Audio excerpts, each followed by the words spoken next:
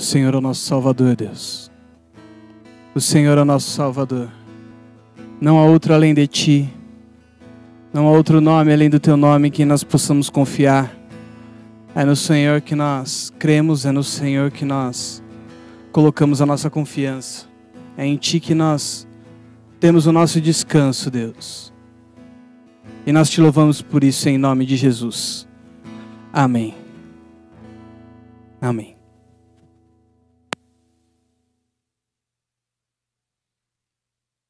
E aí, galera? Tudo bem com vocês? O Senhor é bom, a sua misericórdia dura para sempre.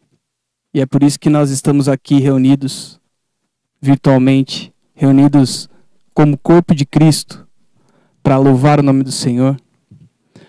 E para ouvir a palavra dele, algo para nós. Mas antes eu queria lembrar você que, por mais que nós estejamos ainda um pouco isolados, um pouco dispersos na nossa casa, cada um na sua casa, cada um na sua família, cada um no seu oikos aí, no seu relacionamento mais próximo, nós queremos enfatizar, nós ainda somos parte de um corpo. O corpo de Cristo, ele não muda, não importa se nós estamos na nossa casa, não importa se nós estamos aqui no templo, se você é a igreja, se você reconheceu Jesus como o Senhor da sua vida, o corpo de Cristo continua ativo, o corpo de Cristo não para, a igreja do Senhor não para.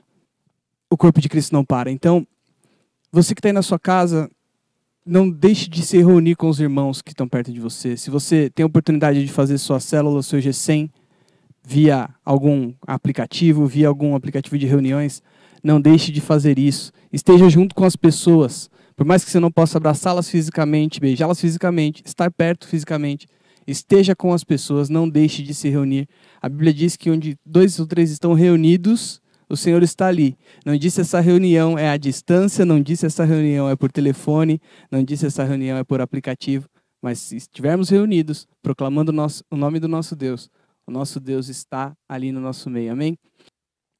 Eu queria hoje falar com vocês de um assunto que está permeando os nossos dias, é óbvio. Nós não vamos aqui ficar falando de doença, não vamos ficar falando do vírus, não vamos ficar falando da aflição, mas é importante porque essa situação toda afeta a gente como jovens, afeta a gente como corpo de Cristo. A gente se vê numa situação que a gente nunca tinha experimentado. Eu, pelo menos, nunca tinha passado por isso, de ter algumas pessoas, eu mesmo estou trabalhando de casa, agradeço a Deus por ter essa oportunidade, mas sei que tem pessoas que ainda do nosso meio ainda estão indo trabalhar, ainda tem que pegar transporte, pegar estrada e ir para os seus trabalhos.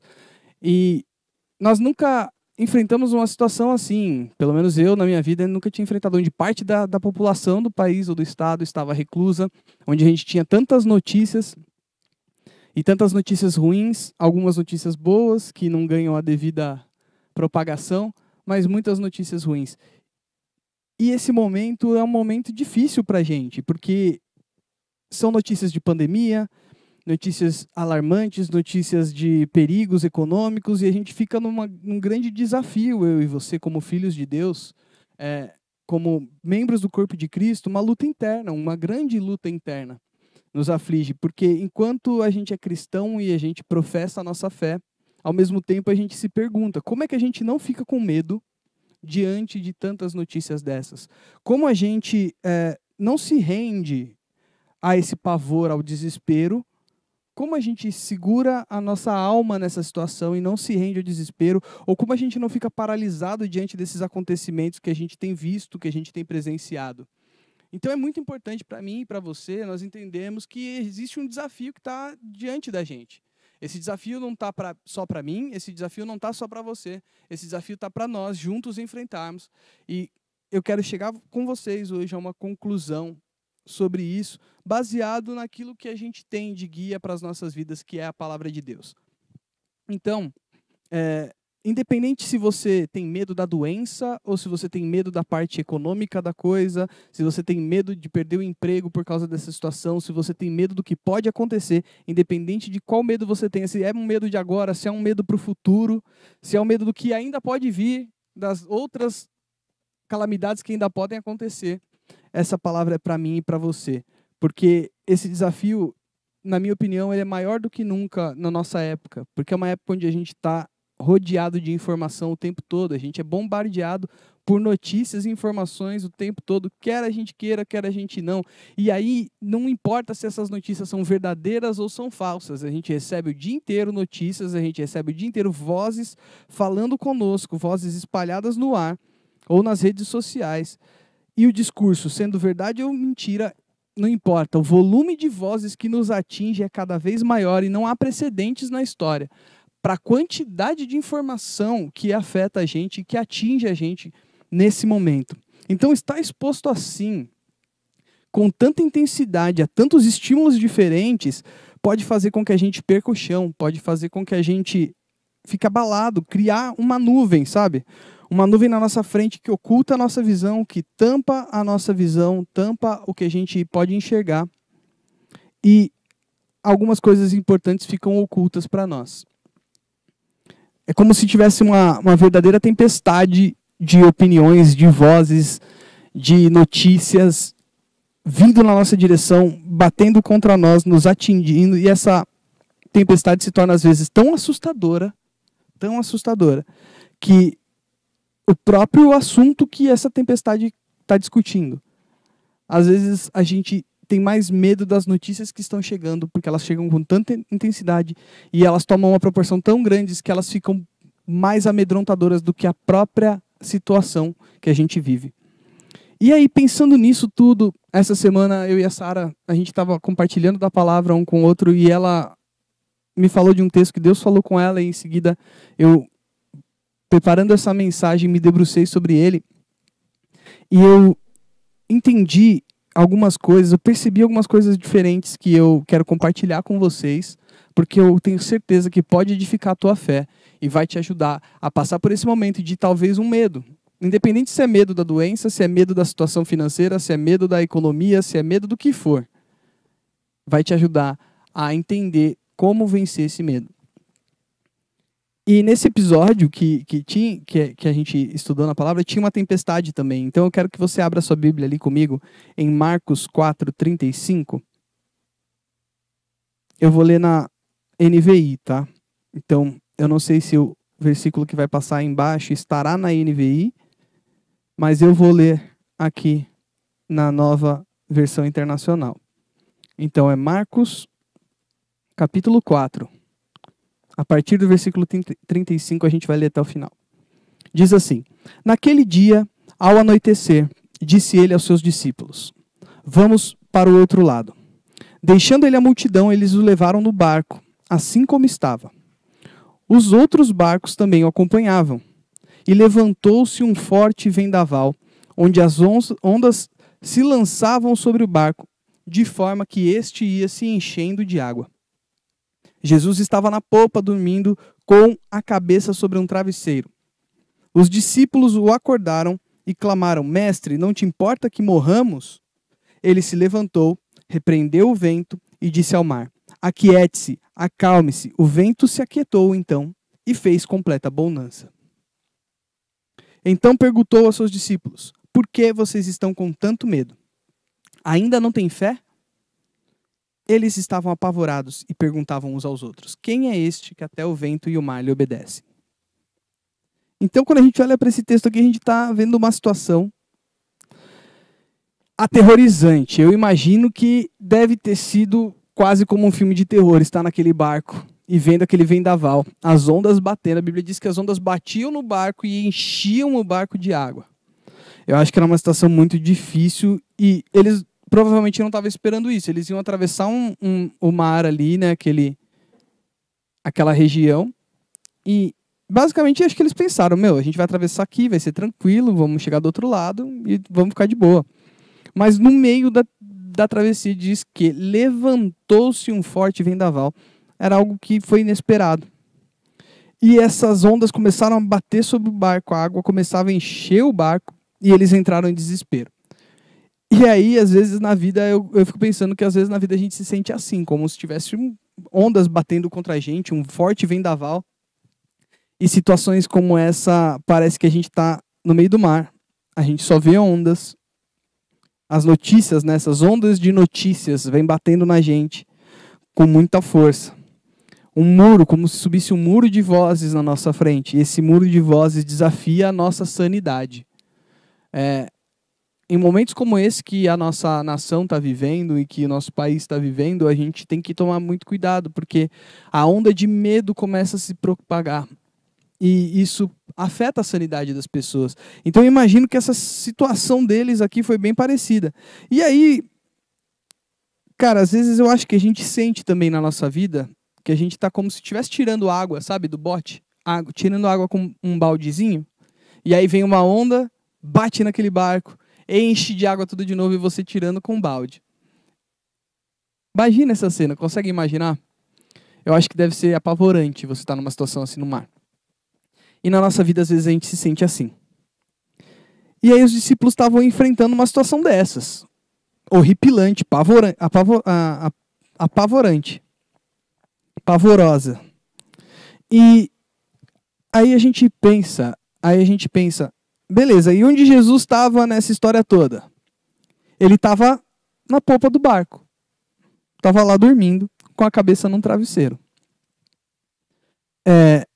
E aí os discípulos acordam ele, clamando, gritando. Eu acho que eles provavelmente chegaram berrando. Eu acho que eles não falaram só assim, ô Senhor, vamos acordar aí? Olha, está acontecendo um probleminha.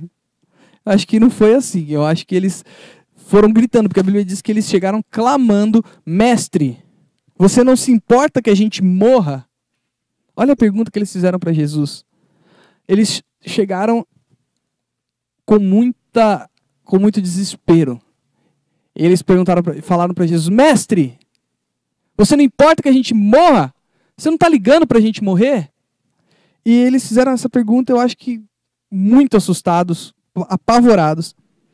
E pensando nessa pergunta, nesse grito dos discípulos, eu acho que a bateria do microfone está um pouco ruim. Está cortando aqui. Irmãos, se vocês puderem dar um tempinho para a gente trocar de microfone aqui, eu vou continuar já já, tá bom?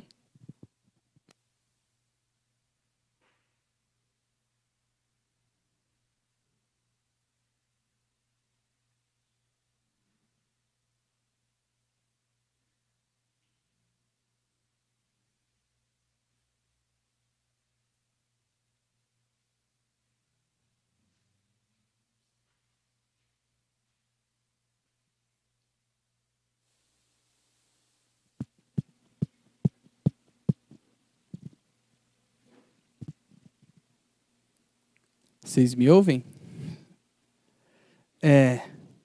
Então, eu estava aqui falando que Jesus estava lá dormindo e os discípulos chegaram gritando, clamando.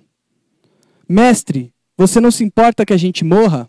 Eu ainda estou sentindo a mesma falha. Eu acho que eu vou usar o com fio aqui, tá bom? Eu vou usar o microfone com fio. Desculpe mais uma vez, irmãos. A gente está aprendendo.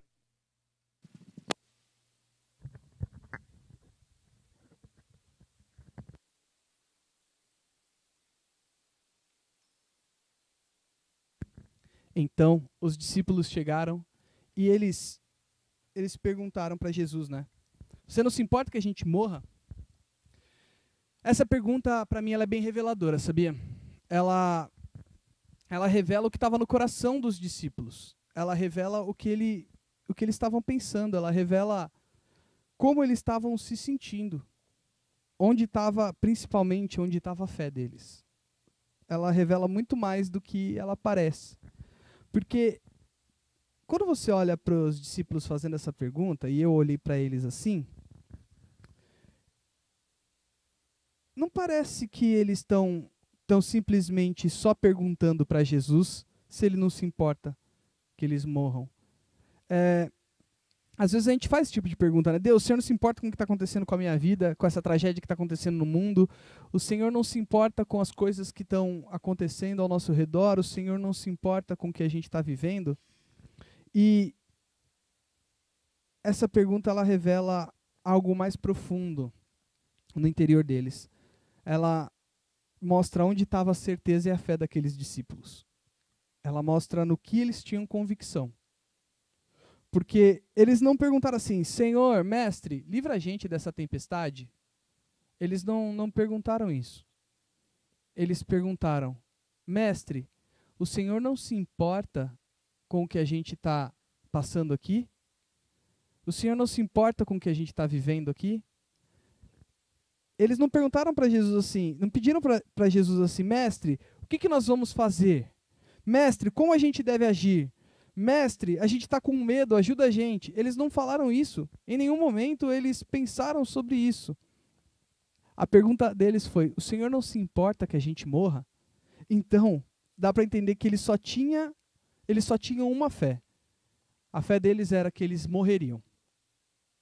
A fé deles era que eles não suportariam aquela situação. A fé deles era que eles não conseguiriam atravessar. Eles tinham uma certeza: eles morreriam ali. Eles não pediram a ajuda de Deus, eles não pediram para o Senhor ajudá-los. Eles pediram simplesmente a opinião de Jesus sobre aquela situação. O Senhor não se importa com isso? Eles só questionaram, porque eles tinham certeza que dali eles não sairiam com vida. Eles tinham certeza, a fé deles estava: essa tempestade vai nos engolir, essa tempestade vai nos aniquilar. Era essa a fé deles, a morte, a destruição. Só tinha uma conclusão possível dali, era isso que eles criam. E aí é então que Jesus nos dá uma lição muito preciosa, e uma lição que eu acredito que é uma das mais importantes que nós podemos tirar na nossa relação com o Senhor, na nossa relação com Jesus, na nossa relação com o Pai e com o Espírito Santo. Jesus, então, mais do que simplesmente acalmar o mar, mais do que simplesmente fazer um milagre, ele olha para os discípulos e ele diz assim: por que vocês estão com tanto medo? Vocês ainda não têm fé? E eles respondem com espanto, falando: quem é esse que até o mar obedece ele, até o vento obedece ele? Olha que interessante. Jesus, ele está agindo aqui como se não houvesse motivo para que eles tivessem medo. Jesus pergunta: mas por que vocês estão com tanto medo? Sabe? Jesus, ele questiona a fé dos discípulos. Enquanto os discípulos questionam a motivação de Jesus estar dormindo, se ele não se importava com eles, Jesus devolve questionando a fé desses discípulos. Porque Jesus sabia que a única certeza que eles tinham, a fé que eles tinham, era na tempestade. A fé deles estava firmada no poder daquela tempestade. E aí, quando a gente olha mais profundamente, apesar de parecer superficialmente que Jesus está sendo insensível de perguntar isso, poxa, uma tempestade gigante, é um medo. Por que Jesus está perguntando o que eles tinham que estar com medo? Lógico que teria que estar com medo. O barco sendo engolido. Apesar de parecer superficial a início, Jesus sempre está tratando no profundo. Ele sempre está falando de algo mais profundo que tem a ver lá no fundo do nosso coração. E aí, quando a gente olha mais profundamente para isso, a gente vê que Jesus estava mostrando a raiz do problema para os seus discípulos. Ele estava mostrando que a raiz desse problema estava onde a fé dos discípulos estava colocada.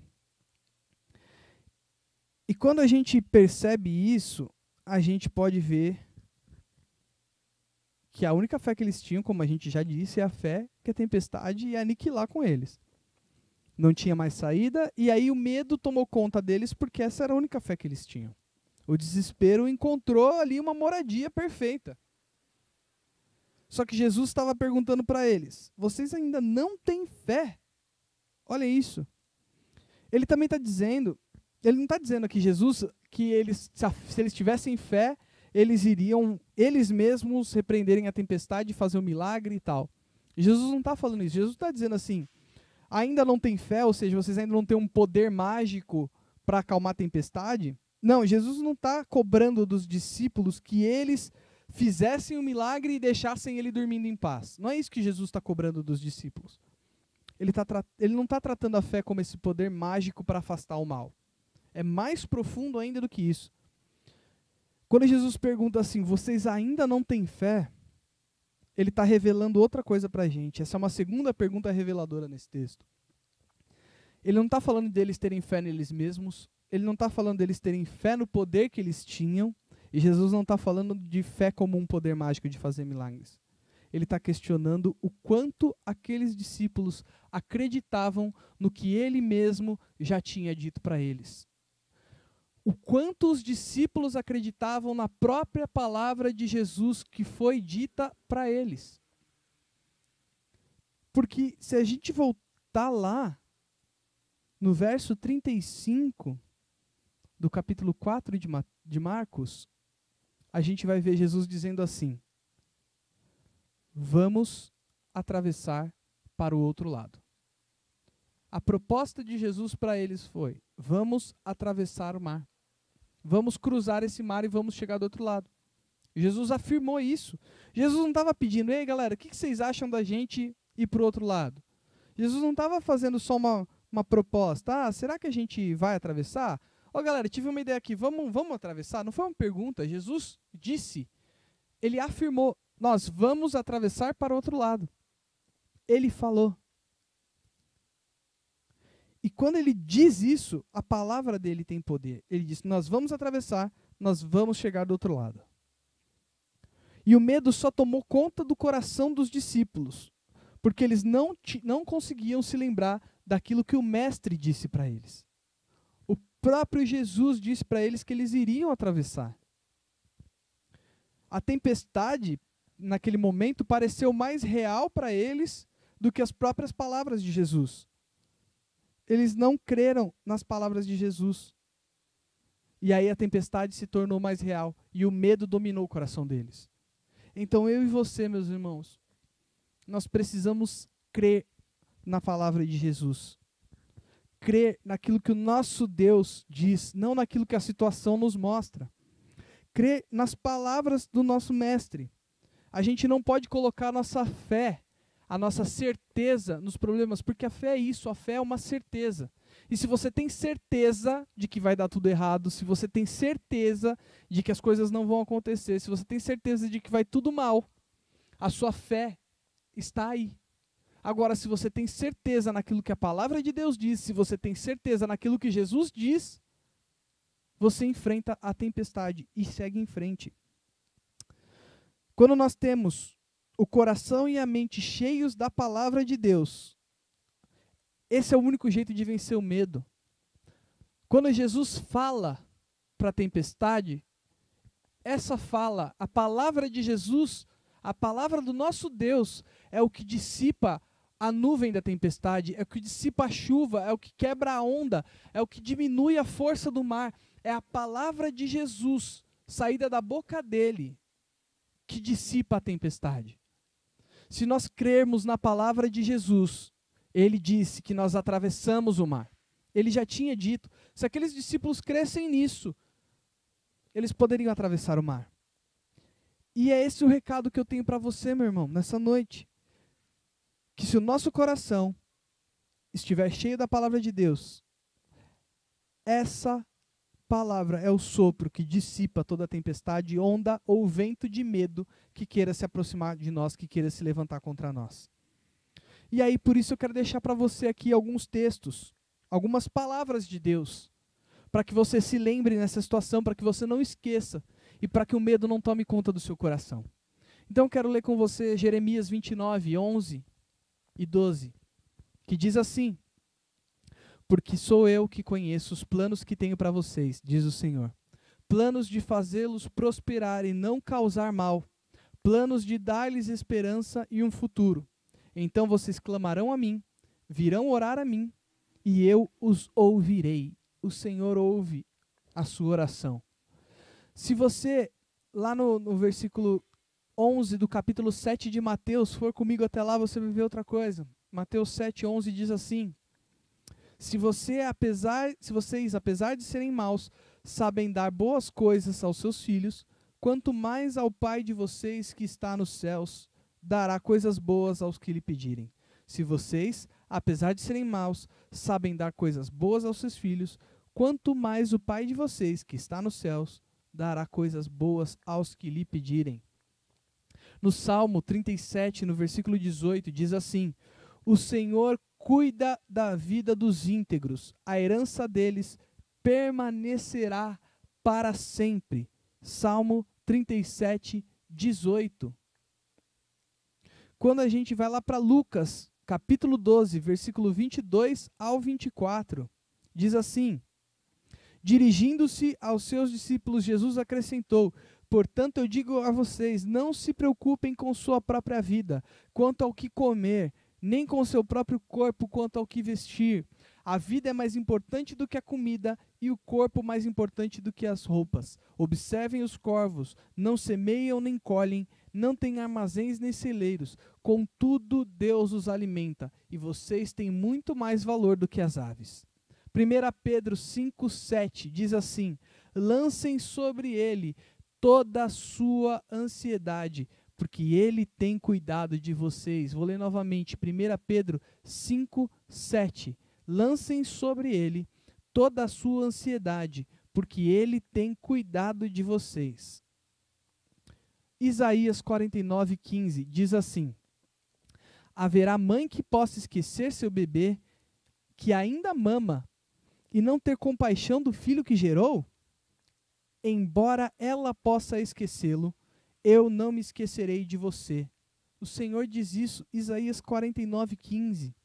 Anote esses textos, meus irmãos, porque quando o medo bater na sua porta, quando ondas de medo vierem contra você, quando ventos de dúvida, quando uma tempestade de notícias ruins vier tentar te abalar, você volta para a palavra de Deus. Porque quando nós ouvimos o que Jesus tem a dizer, e nós cremos naquilo que ele diz, e a nossa certeza está firmada nele, e não na circunstância, toda nuvem de medo se dissipa. A única forma de destruir o medo é se enchendo da palavra de Deus. Encha-se da palavra de Deus. As ondas ainda vão vir. As tempestades ainda vão acontecer. O mar ainda vai estar revolto. Mas se a gente crê de todo o coração no que Jesus disse, então a gente pode continuar atravessando o mar, mesmo com tempestade, mesmo com onda, mesmo com vento forte, porque a gente vai lembrar que ele falou que a gente vai atravessar. E a gente vai atravessar, independente da circunstância. A nossa fé está naquilo que Jesus já nos disse, e não nas circunstâncias que aparecem no meio do caminho. Se o nosso Deus disse para a gente: vamos atravessar para o outro lado, nós vamos passar por esse mar e vamos chegar do outro lado. Se o nosso Deus já disse isso para a gente, é isso que importa para nós. É nessa fé que nós temos que seguir. Não deixe a tempestade parecer para você mais real do que a palavra de Deus. Não deixe a tempestade ter uma aparência de maior realidade, de maior verdade do que a própria palavra de Jesus. E eu queria orar com vocês a respeito disso. Senhor Jesus, coloca os nossos corações confiança em Ti, Deus. Coloca nos nossos corações confiança no Teu nome, em quem Tu és, na Tua palavra. Ajuda-nos a nos lembrarmos de tudo aquilo que Você disse, que quando nós estivermos no barco da nossa vida, Deus, a gente se lembre que foi o Senhor que disse para a gente atravessar. Foi o Senhor que disse que a gente chegaria do outro lado. Não fomos nós que tivemos essa ideia, não fomos nós que nos propusemos a isso, mas foi o Senhor que disse: vamos atravessar. E se o Senhor disse que nós vamos atravessar, Senhor, não importa a tempestade, não importa o vento que vier, não importa o tamanho das ondas que se apresentarem diante de nós, nós vamos atravessar e vamos chegar do outro lado. É a Tua palavra, Deus, que dissipa a tempestade. É a Tua palavra que dissipa o medo. Nós Te louvamos. E eu peço que o Senhor encha o meu coração e o coração de cada um dos meus irmãos que está ouvindo a gente agora, dessa certeza e dessa convicção. Nós Te amamos, Senhor Jesus, e nós queremos crer em Ti. Queremos crer na Tua palavra com todo o nosso coração. Em nome de Jesus. Amém. Amém, irmãos? É com isso que a gente termina essa transmissão. Eu quero lembrar você que amanhã nós temos às 9 da manhã a transmissão de um culto da manhã e às 18 horas nós transmitimos um culto à noite. Não se esqueça, você vai receber também um link às 7 horas da manhã para a oração. Você vai receber esse link para o culto da manhã às 9 horas e um culto da noite às 18 horas.